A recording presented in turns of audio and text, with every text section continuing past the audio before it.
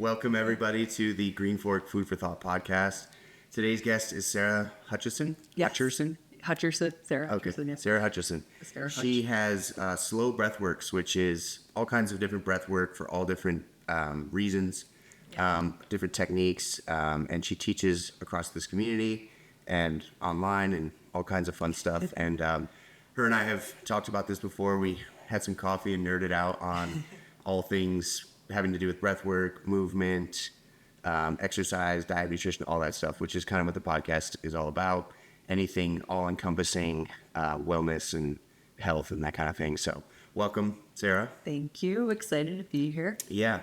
So would you like to start us off with a little grounding breath work that the folks can probably join along with if they want to? Please, that's the idea. So we're gonna do a 4-3-4-3 breath. So what that is you're gonna inhale for 4, hold at the top for 3, exhale for 4, and then hold for 3. Okay. And passageway wise, you can do either inhale through the nose or through the mouth. We can keep it simple. And why this one is, there's a study that just came out that looks at how this helps 3 minutes of just doing this with emotional control. Okay. So what they saw is that people would look at negative images, and after doing the breath, they rated them much less anxiety producing, less worrisome after doing it. And then they also saw changes in the brain as well alongside. So I thought this way people can feel empowered and be like, all right, if I do this for 3 minutes, I can feel a shift maybe. And then also there's some studies to back it up. So great. I love it. Okay. All right. So wherever you are, if you are driving, please keep your eyes open. And both feet on the ground. I always like to notice where are the feet pointing before I begin the breath. And if I can, align them so that the toes are facing the same direction. Inhale through the nose, roll the shoulders up towards the ears, and then roll them away. Open the mouth. Exhale. One more. Inhale. Inhale again. Just let something. You're ready to let go. Let it go. We'll begin. So you're going to inhale for 1, 2, 3, 4. Hold. And exhale, 4, 3, 2, 1. Hold. Inhale, notice belly, ribs, chest move. Hold. Soften in between the eyes. Exhale, chest, ribs, belly, fall. Hold. Let's do 2 more. Inhale, bringing in less air, the better. Hold at the top, soften through the jaw, the ears. And then exhale, feel the breath just leak on out. Hold. Inhale, bringing the air in, movement through belly, chest, hold. And then exhale, dropping into the seat beneath you. Hold. Beautiful. Return to your breath. Slowly open the eyes if they closed. Let any shimmies, any shakes that want to come out, any of that energy. Yeah. Excellent. Sweet. Oh, that felt good. Great too. That was a little bit of jitters at the beginning of a podcast. They're gone now. Thank you. Yeah, they're like, oh, hello, breath. So, so powerful. Breathwork is such a powerful tool, and you know a lot about that, obviously, but it's helped me tremendously throughout my life. And I learned just basic pranayama in yoga to start with, and just the power of being able to sit and be aware and just focus on that one thing that you can control, which is your breath. Kind of, if I'm in an anxious state, will help bring me down, will help relax me or whatever to prepare for what I have to go do. And I've used it since those basics. I've read about things, and I've used it in my athletic endeavors. So when I'm running, I try to do nasal breathing for the most part. Cool. In jiu-jitsu, where it's like my nervous system is redlining sometimes, I really have to pause or come back to awareness and just tell myself to breathe. Yeah. And it kind of helps that red line come down. So all over the place, it's helped me.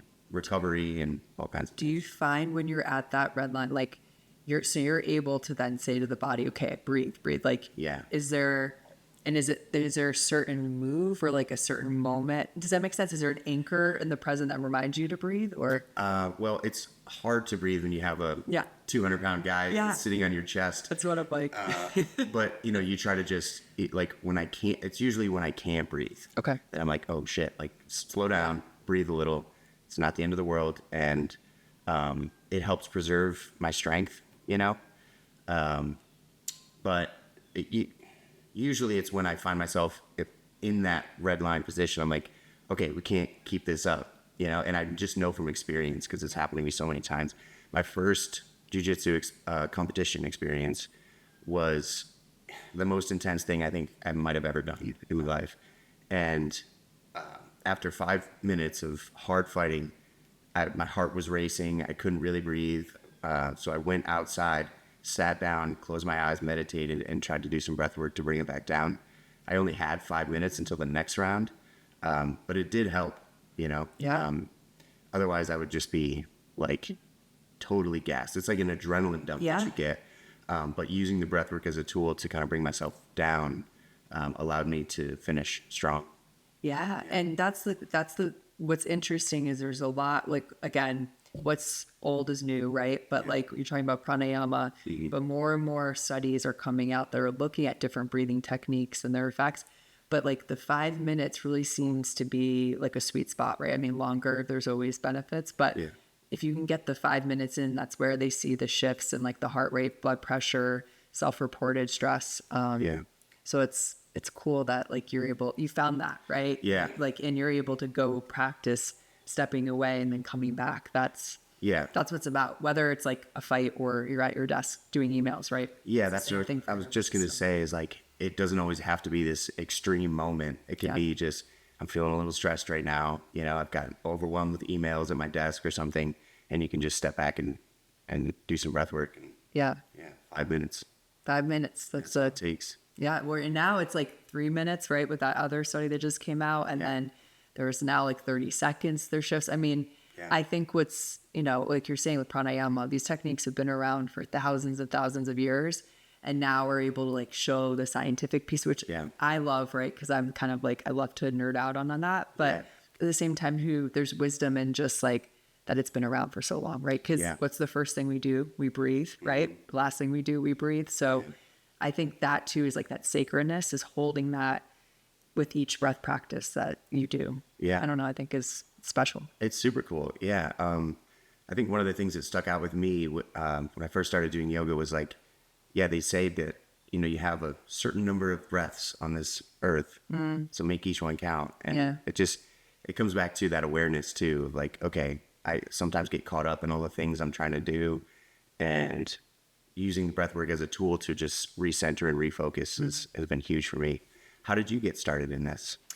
Yeah, I came into breath through yoga. So I started teaching yoga back in college, and I came to yoga after leaving basketball. So I was basketball through and through until my freshman year. And then my body was like, no more, can't do this. Yeah. And I was like, what am I going to do? And so then I turned to yoga, very vinyasa, power vinyasa. Yeah. And I even remember my training. I was like, ooh, this breath. I was like, this is really hard for me just to sit still and breathe. And then over the years, I kept kind of coming back to it in different ways through yoga classes. And then COVID came in 2019 is when so that's when I first I had my first infection of COVID.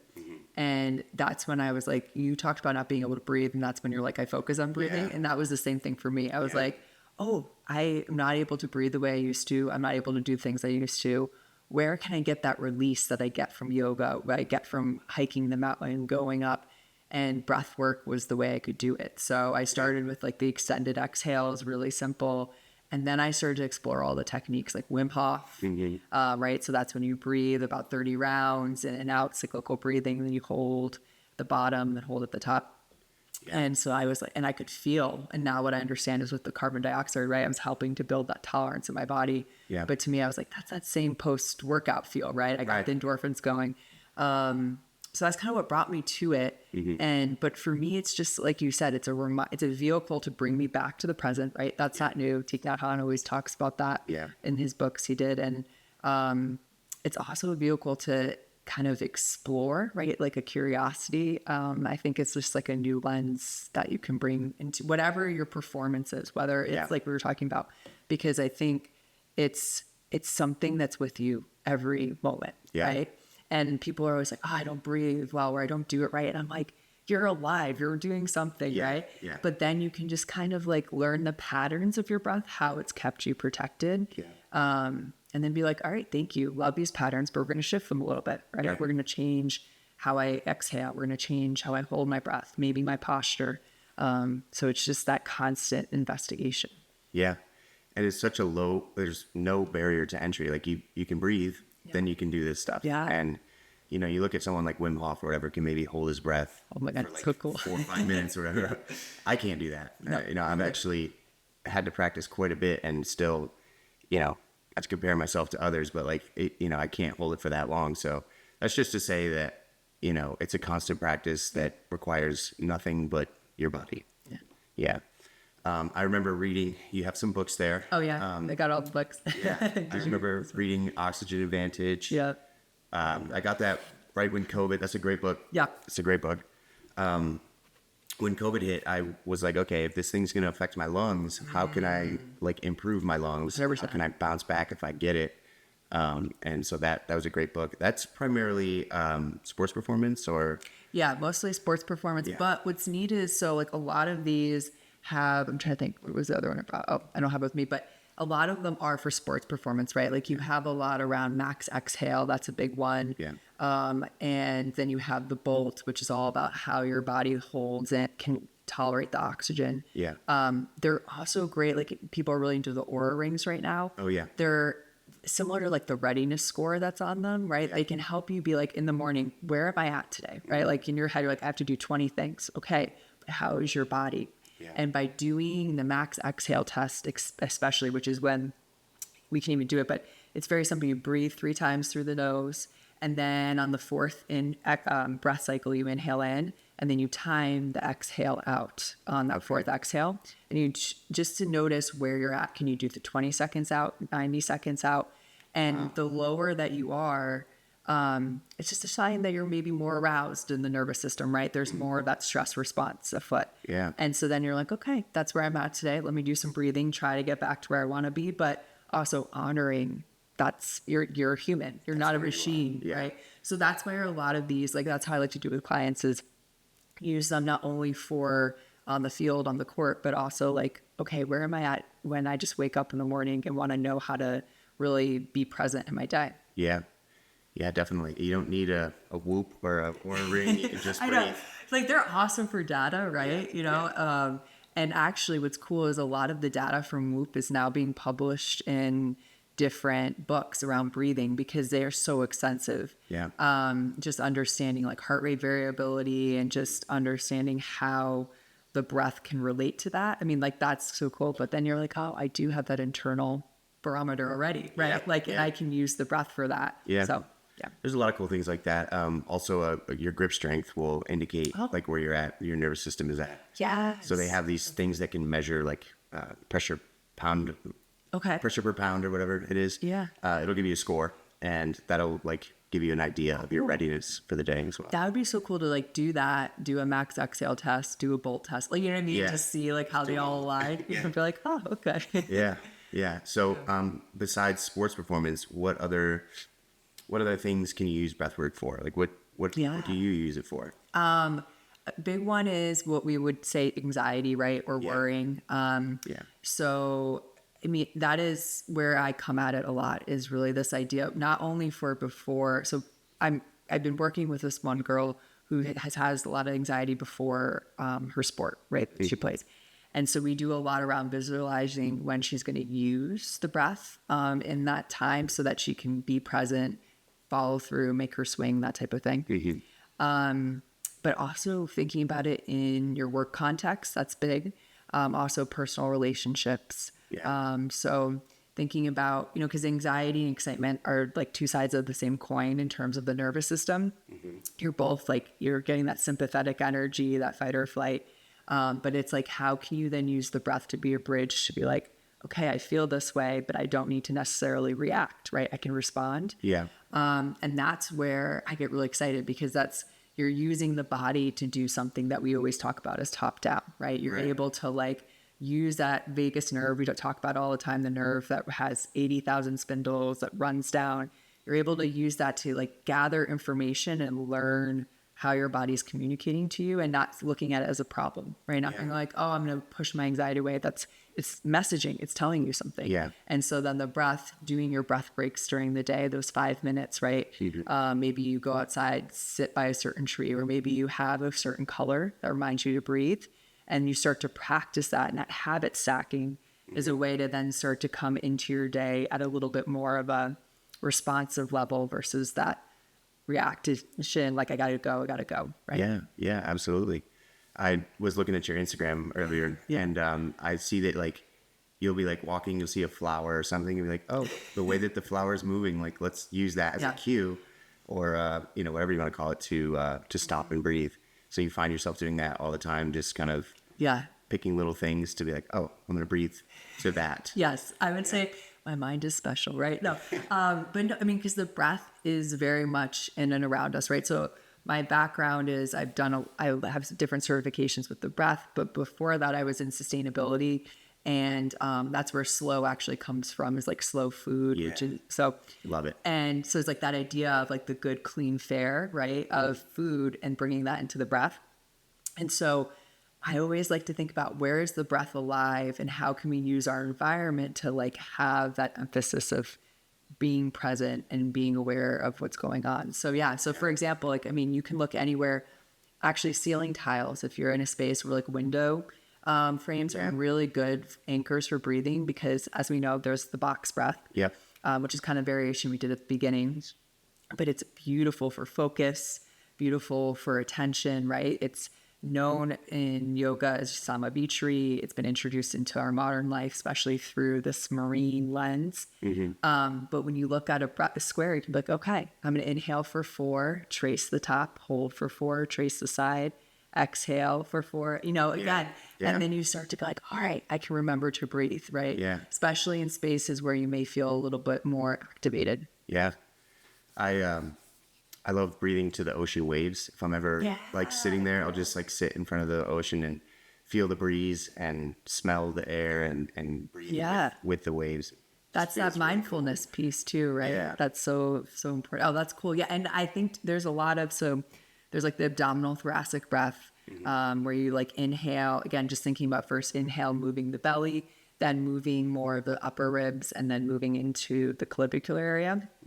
But that's based on that idea of the ocean breath, right? Like if you envision that ocean wave coming in, coming out, it's like, that's the movement that's happening.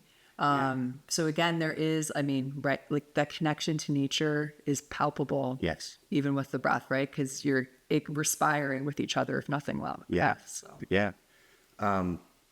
Why is it so important? I know that a lot of people shallow breathe, right? So you're using like, I don't know, 30% of your lungs or whatever. Why is it super important to fill your both lungs and use your diaphragm? Well, a lot of different reasons.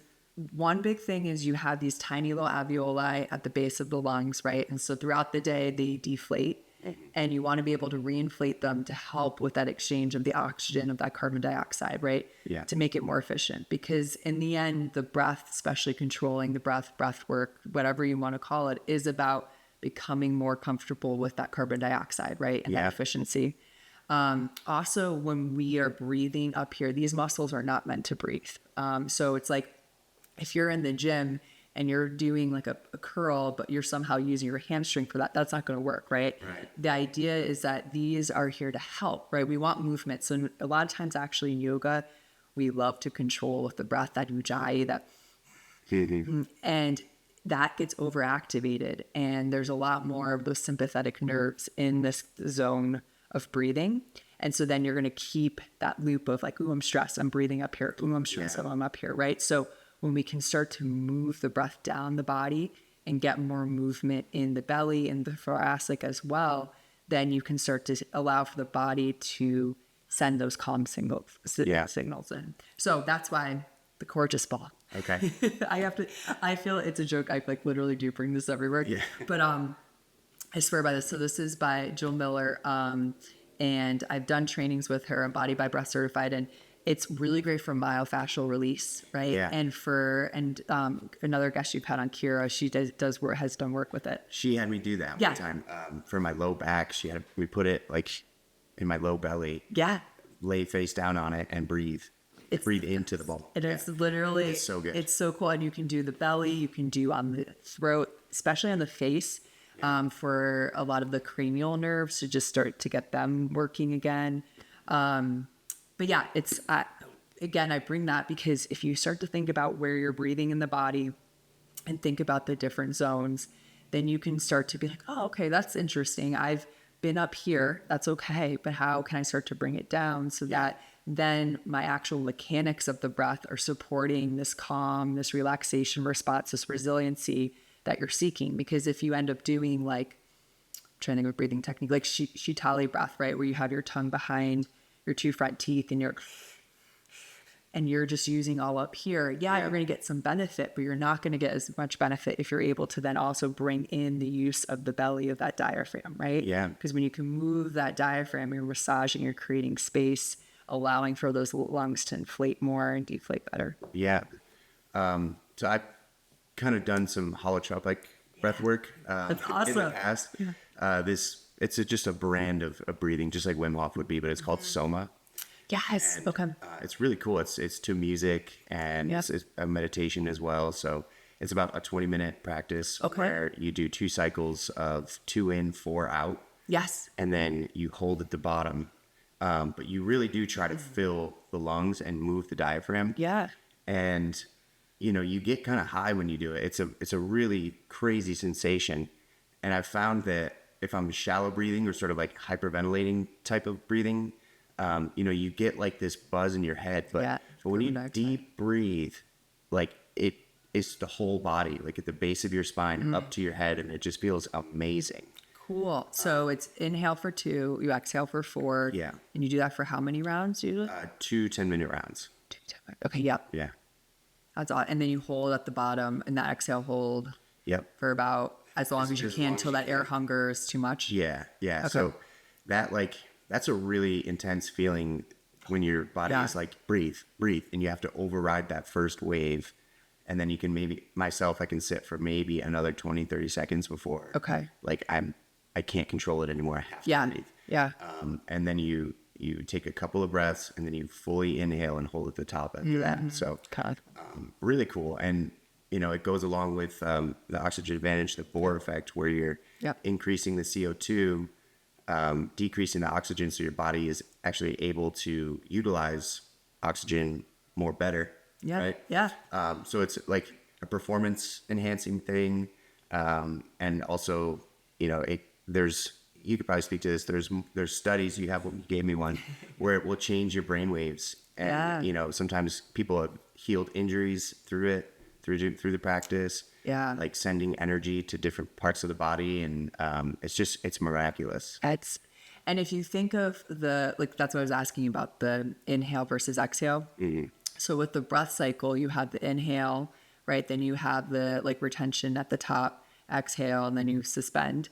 And so when anyone can build a breathing technique from understanding that inhale and inhale hold are really more of that sympathetic energy, right? That caffeine, that alert. Yeah. And then exhale and exhale hold, they're showing are more of that calming, chamomile tea effect. Yeah. And so if you think of your technique, right, it's like you are bringing your body down, even as you do the cyclical, right? That's amping, that's keeping that carbon dioxide in.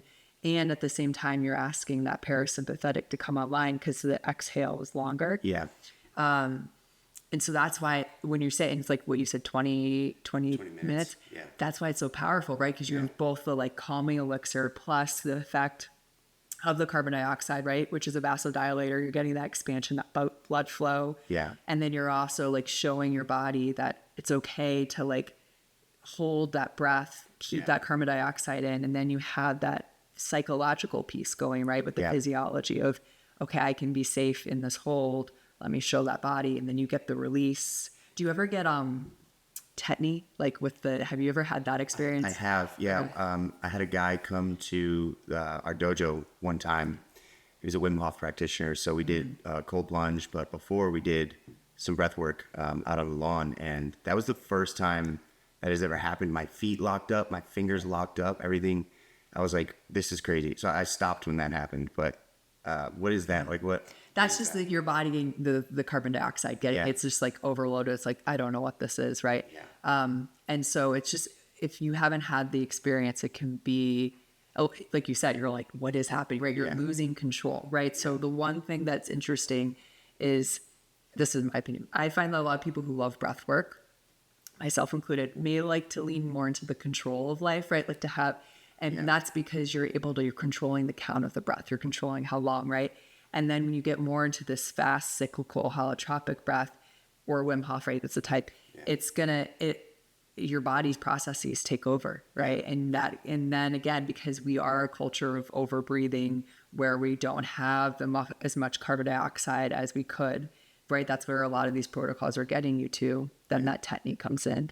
Yeah, it was wild. Yeah, you have that's why I keep going like this. It's like the lobster claws. Yeah. You literally you seize up and like, it was insane.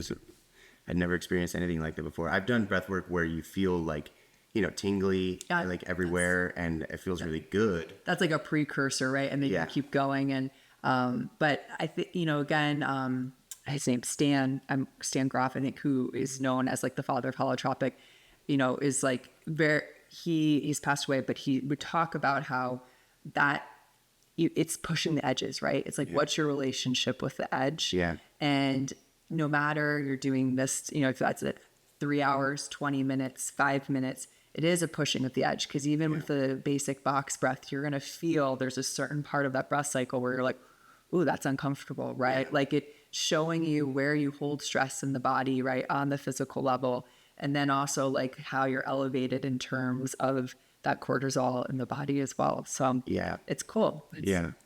So you mentioned the inhale being an excitement piece, and the exhale being sort of relaxing, whatever. How is that like, how does that work in your body? Like, the different nervous systems and bringing them up or down depending on what you want to do. Yeah, so it's going to be based, so when you think of the breath, right, you think of the cycle, right? So the inhale, right, that's going to turn on the sympathetic, the fight or flight. Yeah. And then when on the exhale turns on the parasympathetic. Yeah. And then that's the rest and digest. And so that's when we have this vagus nerve that comes into the heart, right? We have these two different parts, right? Or two different types of nerves. So if you didn't have any of your parasympathetic, or you didn't have the vagus nerve specifically, your heart rate would be up at like 100 at resting, right? They showed this with rats and mice where they severed, and they saw that the heart rate just was consistently at about that 100. So it's just using the different parts of where they connect within the heart and different areas of the body to allow for the body to turn on and turn off, right? Yeah. And use that. And so there is a theory, right? And it's a theory. So it's polyvagal theory. Are you familiar? Okay. Yeah. So it's kind of catching a lot of, it's like kind of pop culture-y now, but I love it. Like I like it because I think it looks at anxiety, depression, all these things through a lens where it's not as diagnosed. So the idea is that you have your vagus nerve that runs from back here down into the gut, and that we have the ventral vagus, which is here and above, and then your dorsal. And the idea is that the vagus has different fibers within it, and that if we get stuck in certain states, right, you have like dorsal, ventral, and sympathetic, right? These are the states.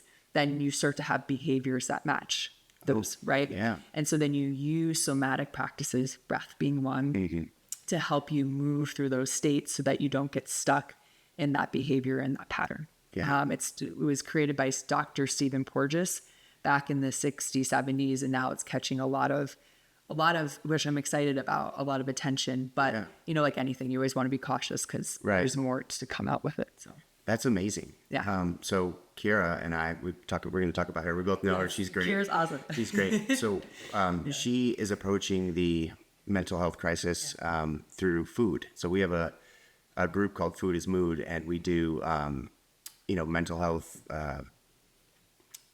What is it? How to like calm yourself down through food. Yeah. Right. And Yes. it's a terrible way to explain it, but just can't think right now. No, I get But it. through, blood sugar regulation, Yeah. digestive health, all that kind of stuff through food and eating whole foods and maybe some supplements and stuff. And that can affect, your mental health, the way your brain works. If you're always in a fight or flight, Yeah. and you reach for something, caffeine or sugar or something, it's just going to promote that. Yes. So, Yes. So you're approaching the same problem through breathing. Yes. That's amazing. And it's really important because if you can, so there's the autonomic ladder, right? So this is all based on the autonomic nervous system, right? Which is housing the processes that are automatic. So everywhere from like your eyes dilating, digestion, to just anything you don't have to think about. Right. The one mechanism within that we can also control is the breath. And so why this is important is if you know where you are on this autonomic ladder in terms of the polyvagal theory, right? You can say, okay, I'm feeling really activated. I'm like a 7 sympathetic. I'm like, my heart is fluttering. I'm sweating. I'm speaking really fast and I'm just overthinking. Then you're like, ooh, a breath for me is one that's going to be an extended exhale, right? This is general. It's always different. But, and then if you're more in this like Eeyore, like, oh, I'm slow moving. Maybe you've been watching Netflix for like 3 hours. Yeah. That's not just to relax. It's like you've fallen into that. Yeah. You're going to want something quick, fast, activating. Maybe you move to a Wim Hof, right? Yeah. Do a round and see what happens. And that's why it's beautiful, because it can give you some criteria to use different breathing techniques, because sometimes you can use, I don't want to say the wrong one, but one that will lead you to more of the activation that you're seeking to fix or change. Right. Yeah. Yeah. If you're all fired up and you start doing breath of fire, it's just going to make And it you worse. intuitively know this, right? And, and it's interesting too, because in yoga, it aligns with some of the teachings too, where they have, which is kind of cool that this is present.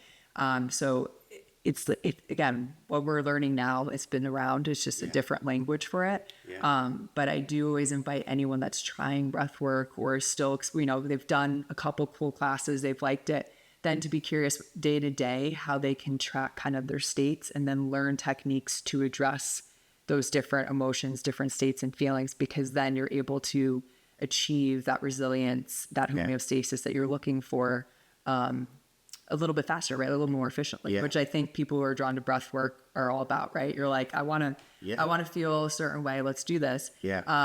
And also caveat, like biggest thing is the curiosity, right? Because if you just go about it trying to fix and be in a certain state, that's missing the whole point of the feeling, right? And moving through. Yeah. You have to have patience.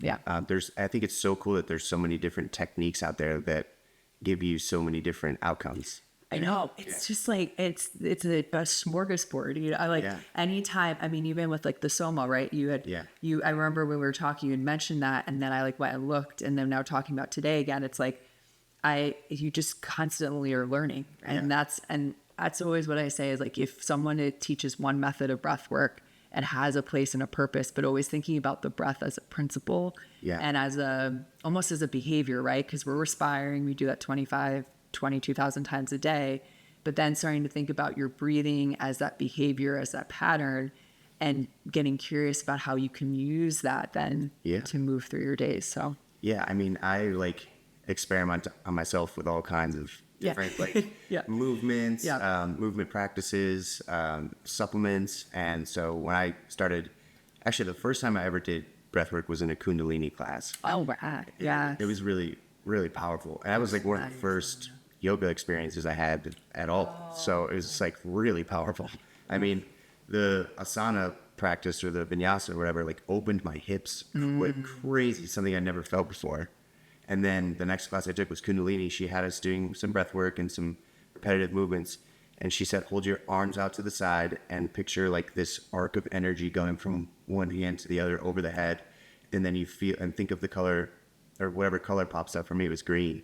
And it was radiating out of my heart Yeah, and it was so powerful, and so that changed my life. And so when I got into that, and the way that I felt after that was so calm and peaceful, like something I'd never experienced before.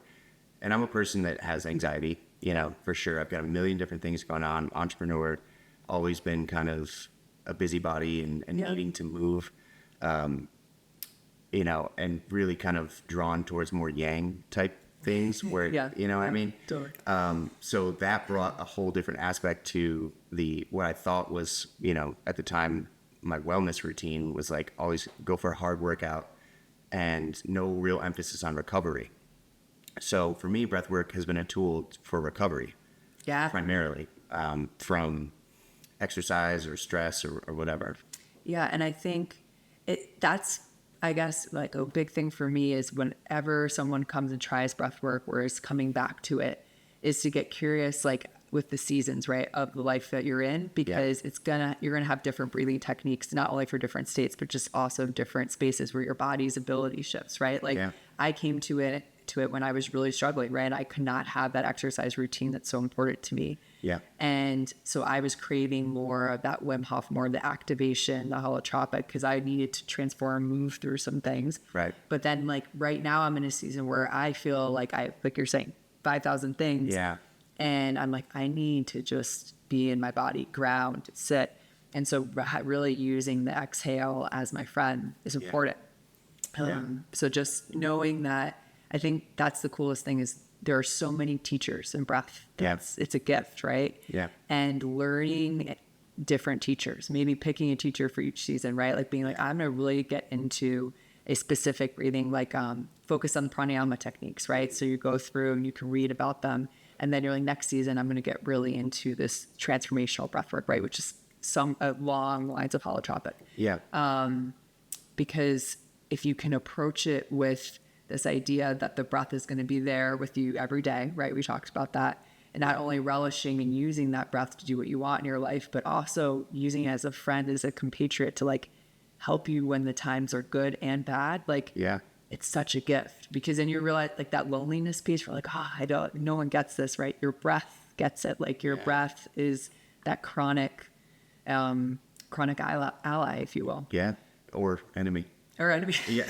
All right. That's true. Yes. That's true. It's depending on which state you're in. No. Yeah. Let's see. Yeah. So I use it as a tool for recovery. I know when I teach group fitness classes, at the end of a lot of my classes, we'll do like a really fast-paced workout. Nice. 3 times a week now. But at the end of my classes, I'll turn the lights off. I'll get people on their backs, and I tell them focus on the longer exhales, just to try to promote that recovery. Yeah, because it's in our culture, right? In our day to day, we have to learn to be an athlete. I truly believe this, because if the sickness for me that came when I was playing college basketball, that to me was a direct result of me just pushing my body for a solid 8 years nonstop. And then it just finally caught up with me. And so as an athlete, it's just as important to understand how to relax. And that is not, it's not as simple as like, I'm going to go sit outside, right? Like your body has to learn how to do that. And you have to learn methods, whether it's the breath, whether it is meditation, whether it's more of this myofascial release, to be able to help your body turn off for a little bit so that you can then be on and in the gym. Like I remember I was doing this training, and I went to the gym after I did one of the pre-work, and I had done a lot of work on my shoulders and my pecs, a lot on the psoas, right? So if our psoas is tight just because we want to have like an awesome, six pack, that's going to deeply affect our breathing, right? It's not going to allow that diaphragm to move. And therefore, you're not going to be getting those deep breaths. You're not going to get that parasympathetic response that you're trying to look for. And I was like, after I did that, I had one of the best sessions at the gym. I was like, because I took the time to show my body how to relax, right? And not only through the mind, like really doing it with the body. And so that's so cool that you end with that. It's just such a great tool. It's just like anything else. People always want to go for like the biohack or whatever. Take a pill or do like a cold plunge or do, there's all kinds of recovery tools. Massage, they're all great and they all play a part, but you don't need to go out and buy anything if you just learn how to regulate your nervous system. Yeah, and it's a journey, right? Like anything, like you said, and I think that's if whoever's listening, it's just really get curious about how to incorporate the breath into the day to day. If you're a reader, right? Like there's so many great books, Yeah. but also just really embodying it, and like use if you're less of a visual person, more of a sound person, like every time you hear a certain sound, whether it's like a certain song, maybe like a certain, even outside your window, if there's like a certain time of day that you hear like a light turn on, you're like, oh, all right, I'm going to breathe with that. Right? Yeah, yeah.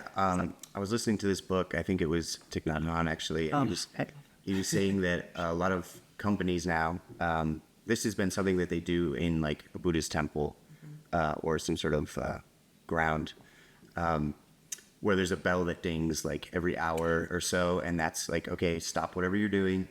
And I don't know if it's necessarily breath work, but it's just, a quick little like, okay, refocus, go inward. And I think we need to start doing that with breath, right?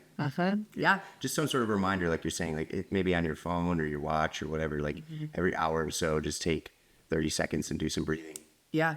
And not getting hard on yourself, like, oh, I forgot, right? Because that's what your body's designed to do. Yeah. But then using your environment to do it, right? And so like that's why I've been on this kick lately. Habit stacking is cool, but like really thinking about like breath stacking, because you're not going to have, I wish we all had like an hour a day to breathe, right? Or like even 10, 20 minutes but we don't. And so using what we do have is really important, because I really believe one of the only ways to get us closer to that state of resilience, of flexibility, right?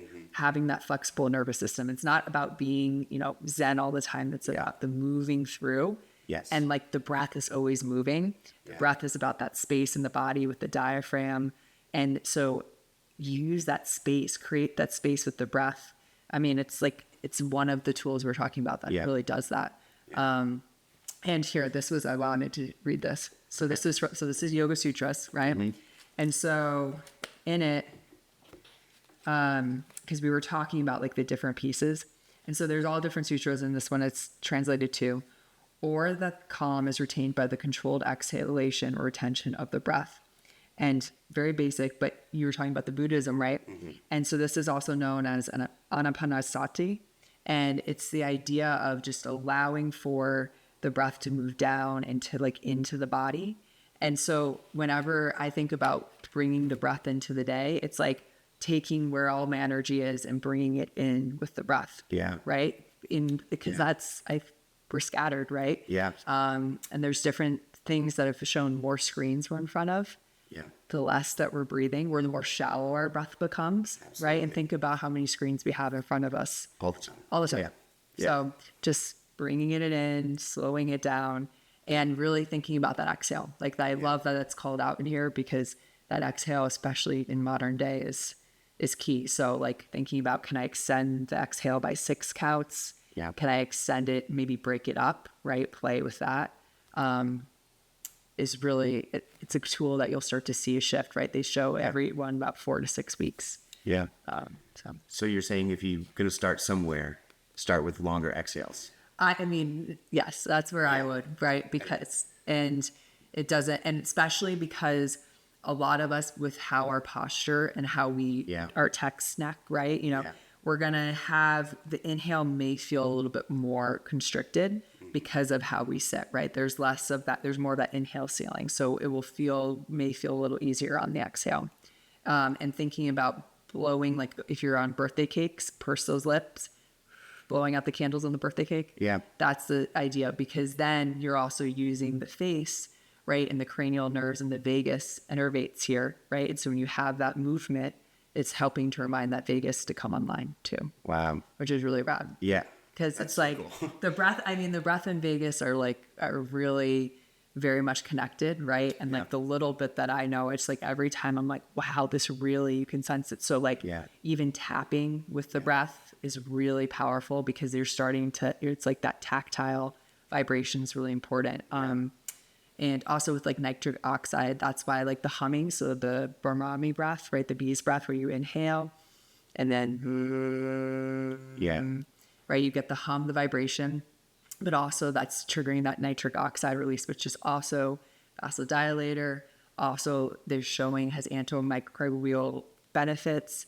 And that's what a lot of people with the nose breathing, you're saying you're doing that. Yeah. That's also another reason for it, right? Because you're getting that activation when you're breathing in and out of the nose. Yeah, I get like a weird, like a tingling up in here cool. after, you know, I after wonder just what a that little bit. Huh. It's just because probably I don't use it that often. Have you done like the mouth taping or? We tried that. I did. Yeah. I tried sleeping with the tape over my Yeah. mouth because I do snore. But I do those Breathwork strips that Yeah. kind of just open up a little bit. Yeah. So when I do the meditation, I'll use those. Those are great. I was going to say, because a lot of people, we've just evolved. I mean, that's what's cool about the body. It's pliable, it moves, it changes. Yeah. And so our airways, like when you're just breathing through your mouth, right? Your face is the shape of that is just, it's constricted more. It's like any muscle. So you got to help open it up. And then you start to have that, like the psychophysiological response, like I can't get air in, right? And then, so those strips, I've always like try that because it just opens it up, or bringing even the tongue up to the roof of the mouth on the inhale through the nose seems to help folks as well. So You can actually change the structure of your face, right? By just like working different muscles in your face to like strengthen your jawline. So I'm like really intrigued with, like, if I go back to school for 5 years, is just learning about the tongue and the face and like the muscles, and specifically with the tongue and how it affects, right? Because you have your front line that runs down the body to the big toes. And I just think there's so much there, especially with the fascia. Like, I mean, the little bit that I know about it, I'm like, there's a lot here, especially in terms of not only how we breathe, but move through the world, take in that information. So it's all connected. Yeah. It's all connected. There was one story that I wanted to share with you, and I might have already told you this when we had coffee that one time, but there's a book called Breathe, and they talk about this girl that had no fear sense. So I don't know if it was like a nervous system thing, like she didn't get in fight or flight, but she, like, they put her through all kinds of tests where normal people would freak out and breathe differently, whatever, and you know, she just didn't have any sort of fear response, which is crazy, right? But they got her to get that fear response by cutting off her oxygen. So they put her in like a chamber, and they cut her oxygen, and she made it for a little while, but then she couldn't breathe and she freaked out, you know? And I just think that is, I mean, that's an extreme case, but like, I just thought that was so cool. Yeah, that is. And it goes back to that point of like, also think the breath is becoming more and more popular because with the pandemic, we've started to think about how we couldn't breathe, right? Like you were saying, how you're like, all right, I'm going to look into oxygen advantage. I want to know if I get it, how to make sure my lungs are as healthy as they can be. Right. That plus mass, plus like just thinking about sharing air with people. Yeah. And so when you ask people like, what's a breathtaking moment? It's a question I love to ask people because there's two ways, right? You know, breathtaking, you can think of a sunset. You can think of like, I come to nature with that usually. Yeah. But you can also think about like when your breath is gone. And a lot of times, right, we also have that negative bias as humans, but a lot of times it'll be like, oh yeah, I remember the first time I couldn't breathe. Yeah. Right. And I think that is a impetus for the rising popularity of the breath. I mean, not only is it just amazing, but it's just something I think we've had to think about more. So. Yeah.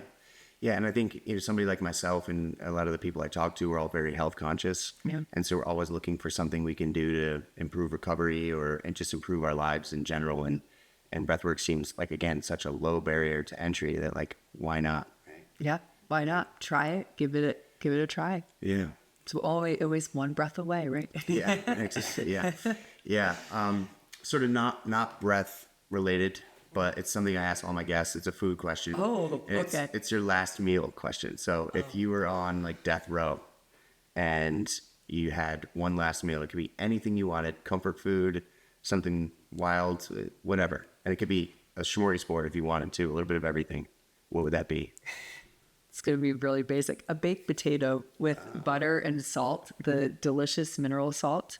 Yeah. The Celtic sea salt that I love. Yeah. And the olive oil, like just straight from, you know, recently pressed. Yeah. And crispy skin. Nice. That's literally it. That's great. I don't want any like cheese. I don't want chives, anything. Just potato. Potatoes are more. Just potato. Because it's like the bread that's basic. You know? It's a basic vehicle. Yeah. So that's great. Potatoes are awesome. they're great. I know. In most forms. You got starch, all of it. But yeah. That's what I would want. Cool. What do you teach right now? What are you doing? What are you up to? So I teach, I do group classes at Yoga Mandali in downtown Saratoga Springs. So those are on Fridays. I share them with another teacher and they're free. So come and try. It's like different pranayama, meditation techniques. And then I do one-on-ones, which are great. Yeah. And those are in person or virtual. And I keep tending to work with like young athletes, which is cool, which I love. That's kind of where I love it.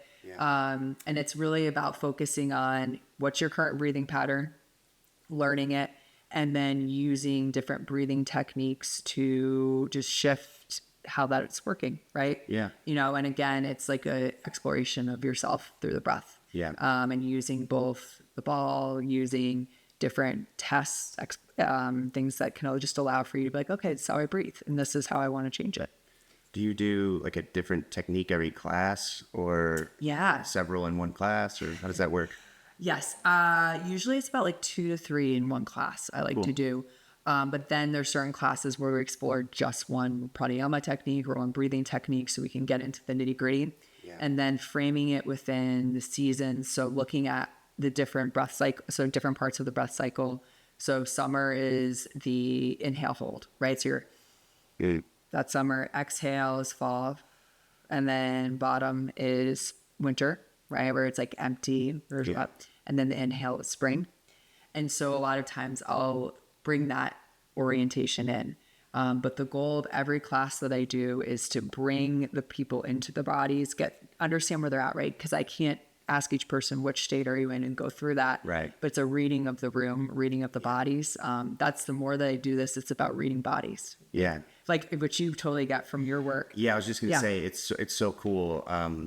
Like just being in I've learned it from yoga. I think yoga teaches that awareness more than any other discipline, and maybe martial arts a little bit too. But when you watch somebody move, you can see in them like what kind of things they're holding, if they're maybe high strung or really all about it could be either way. It's very interesting. And so you can do that with the way people breathe. It is. Yes. Yeah. And it's so humbling just to see how wise the nervous system and the body are, and we can get so easily, I will speak for myself, right? Like dealing with the chronic stuff from COVID, I get so hard on myself. I'm like, body work, Yeah. But the more you watch and learn the body with the breath, that chronic piece, you're like, oh, it's really just trying to protect me, right? Like it's doing what it thinks it should. Yeah. And so when you watch someone breathe, you can learn a lot if they lean more into the inhale, lean more into the exhale, certain areas where there's that stuckness, whether from injury, whether that's physical or emotional, whatever. Yeah. And it's just opening up the space from that. Yeah. And so that's what's cool about being in person, right? Especially with one-on-ones, you can do that with smaller groups. Yeah. But then you can also, it's learning your own body too. So like I learned this when I did a teacher training, how about doing a video, taking video of yourself breathe, or sitting in front of a mirror and just taking breaths, choosing maybe like 4, 7, 8 breath, or if you like an extended exhale, do that for 3 minutes and just see what parts of your body are moving and what parts aren't. Yeah. And you're like, oh, okay. And then you're like, okay, that makes sense because when I'm lifting, right, I have trouble on that right side and I overexert, right? Yeah. Or I can really get intense pain in the back of my neck. And then you start to see that after doing the breath and you're like, oh, maybe that's moving a lot. So how can I help the breath support my body versus work against it and that resistance? Yeah. Again, great tools for everything, right? Yeah. I've found recently, and it happens time to time, not all the time, but I'll get migraines after a really hard workout. And it's because of this cranial pressure. Yeah. And you talk about a breathtaking moment, like if I'm exercising or jujitsu or something, and you're just working so hard, you're straining so hard, and you're holding your breath, and that creates this cranial pressure. Yeah, exactly. Which causes migraines for me. So I found that I really have to try to breathe when I'm working out, usually like a hard workout is when it'll happen.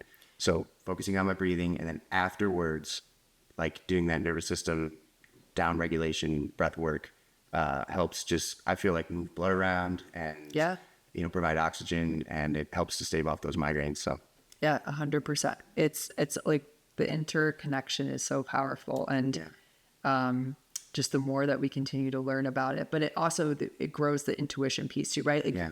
because you're so aware that interoception, right, is so important. That skill of learning the body. So like, can I feel my heartbeat? Right. Yeah. That's the interoception, and the more you practice the breath, you're more aware of that. You're more aware of the connections between certain behaviors and then how you feel after, whether that's food, whether that's working out. Yeah. And that's like the other gift of it, right? It's like how you're working, how you're functioning. I can think of a handful of people right now that need to start doing that. I think it's interesting to me why it's so hard for some people to slow down, like Savasana at the end. You know, so many people are like, I can't do it. I can't sit still. I know. Yep. And, you know, I think that if you do focus on just breathing, like maybe just laying there and trying to go completely blank, that's really hard to do. That takes like a lot of practice.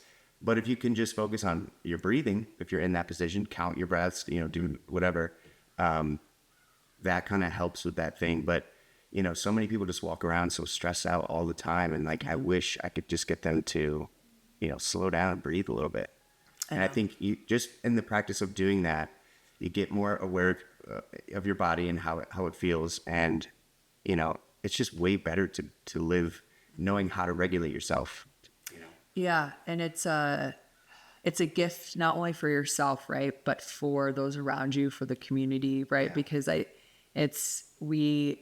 if we're moving fast, we're not going to be able to make our most intuitive decisions, right? Yeah. Certain parts of our brain, right? Like, again, I keep going back to these brain waves, but it's just so interesting. The more and more of these studies are coming out where they're showing like the theta, the delta, like they're starting to slow down. Then you're going to be able to, and if you practice breathing, what's so cool is then you start to see more of that gamma. Like they saw people who were breath practitioners who breathed before the study were able to access that versus those who were not. Yeah. And it's like, it's this practice is just has such a ripple effect. Yeah. And I think about how we all are in this level of stress, and stress isn't bad. Like inherently, that's what we need. And right, that's what we get when we work out, when we're in this space. But it's like when we're stuck in it, that's where that's the issue, because your certain parts of your brain start to turn off. Then your brain gets stuck in creating that high cortisol living. Yeah. And then that in the food level, right? Yeah. And I know Kira talks a lot about this too. It's like, then your body's not able to actually like take that in and nourish, right? I mean, on that cellular level. Yeah. And so it's like, it's imperative. Like I come from corporate sustainability. That's where I was before this. And it's like, if we want, you know, changing the world, everything's beautiful, but it's like, we have to do it from a space that is aware, regulated, whatever your word is, right? Because we are just going to keep replicating those patterns that we're trying to change. If we're, you know, it's the same thing with breathing, right? If we're doing the best breaths we can, but if we're not aware of that movement, that's okay. But that means we're just going to keep continuing that pattern of stress, that feeding of emotion because of the nervous system connection. So you got to break the loop. Got to break the loop and just do it over and over. Constantly. You know, so Yes. and you know, find some joy and play with it, right? That's the big piece, is the approach. Like, you know, it's not toxic positivity, but it's, you got to have some level of curiosity, play, because otherwise your body, your nervous system is going to be like, oh, I got to be on guard and to heal. Like I got to be on guard to perform. And then you're already moving into that sympathetic, right? Yeah. And it's so tricky, especially, you know, like in my background as an athlete, like you want to be on, and it's like, yes, be on, but that's soft strength. Yeah. Because then you'll see that your performance comes and you're going to, you know, hit the best score of your life or whatever it is. So I've totally found that, like I was saying in the beginning with jiu-jitsu and any sport really, you know, if you go in all amped up, all the way amped up, you're going to gas out really quick and not make the best decisions. I found that some of my best rounds are when I'm totally calm and breathing, and I'm able to make better decisions and game time decisions. So yeah, I mean, just doing it, just a simple breath work, you know, 5 minutes before a match or before a game, whatever it is gonna put you in the zone, that sweet spot. yeah. And I think knowing, that's why I asked you in the beginning of like, what reminds you to breathe, right? And you're saying not, but knowing that when we're in a really heightened state, right, whether you're feeling like you're about to have a panic attack, where you're feeling just like in that moment, the sensations of stress in your body, you want to really be practicing how to bookend the breath into that, because your body is designed to not breathe at that moment, right? Because it wants you to survive. So it's like you're the guide, and you're gonna be like, all right, I know this is a stressful thing for me. Like, I hate when I have to go present. I'm gonna make sure that I breathe, have 10 minutes after and before together to breathe, right? And that's where like you start to see the shifts. So it's when it's unfortunate that we can't just like automatically do it, right? Because that's what we're taught. But it's, and Thich Nhat Hanh talks a lot about that, right? It's like that practice of, with each step, I take a breath, right? With each, when I wash my dish, I take a breath. And so I think that's really cool. And in the performance space as well. So. Yeah, everywhere. Anywhere. Everywhere, because everywhere is a performance, right? Right. So, Okay, we're gonna wrap it up. Yep. But if people want to work with you or just see your content or anything that you're up to, where can they find you? slobreathworks.com and Slo Breath Works on Instagram. Okay. And the one thing I forgot to say is I have both. I work with MVP Healthcare. Okay. And they have a Living Well program, and I offer free breath breaks that are virtual online. So like if you're busy during the day, come on and you can just join it's 15 minutes and you get that quick dose. And this this season is all about blood pressure. So how to manage healthy blood pressure with the breath, and everything we just talked about. It's all about turning on that parasympathetic, and just really showing the body that it doesn't need to pump as much blood. So great, awesome stuff. Yes, you're thank doing you. great work. Keep it up. Thank you, Stephen. Yes, likewise. Happy to have you on. It was amazing. Yes, thank you. Thank you. All right, stay healthy, my friends. You know the deal. Take a breath. Take a breath.